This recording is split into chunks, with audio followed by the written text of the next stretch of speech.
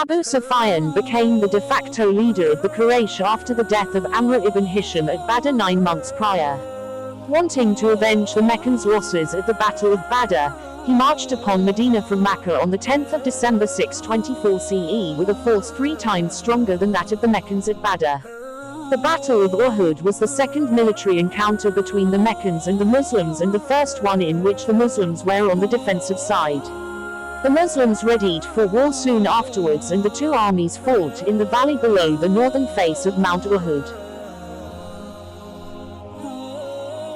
Although outnumbered, the Muslims gained the early initiative and forced the Meccan lines back, thus leaving much of the Meccan camp unprotected. When the battle looked to be only one step away from a decisive Muslim victory, a serious mistake was committed by a part of the Muslim army, which altered the outcome of the battle. A breach of Muhammad's, peace be upon him, orders by the Muslim archers, who left their assigned posts to despoil the Meccan camp, allowed a surprise attack from the Meccan cavalry, led by Meccan war veteran Khalid ibn al-Walid, which brought chaos to the Muslim ranks. Many Muslims were killed, and Muhammad, peace be upon him, himself was severely injured. The Muslims had to withdraw up the slopes of Uhud. The Meccans did not pursue the Muslims further but marched back to Mecca declaring victory. For the Muslims, the battle was a significant setback.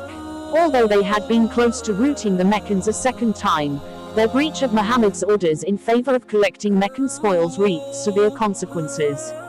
The two armies would meet again in 627 CE at the Battle of the Trench, in which the Muslims would, yet again, have to defend Medina from the Meccans and others.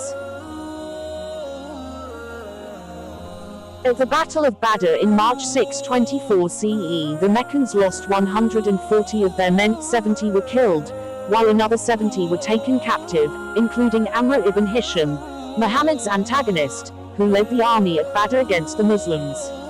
Muslims consider Muhammad's victory at Badr was caused due to divine intervention, and the Muslims during Muhammad's time believed they were assured such victories in the future. After the death of several important leaders at Badr, the leadership of the Quraysh passed to Abu Sufyan, who forbade the mourning of the losses at Badr. Eager to exact revenge upon Muhammad, he vowed to conduct a retaliatory raid on the city of Medina.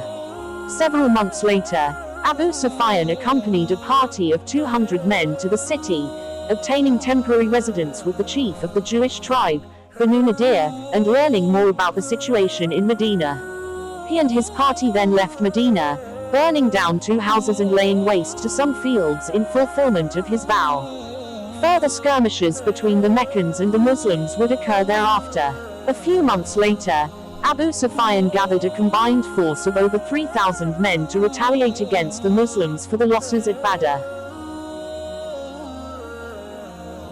Muhammad, peace be upon him, and the Muslims buried the dead on the battlefield, returning home that evening. The Meccans retired for the evening at a place called Hamra al-Asad, a few miles away from Medina. The next morning, Muhammad sent out a small force to harass the Meccan army on their way home. According to Watt, this was because Muhammad realized that a show of force was required to speed the Meccans away from Medinan territory. The Meccans, not wanting to be perceived as being chased away, remained nearby for a few days before leaving.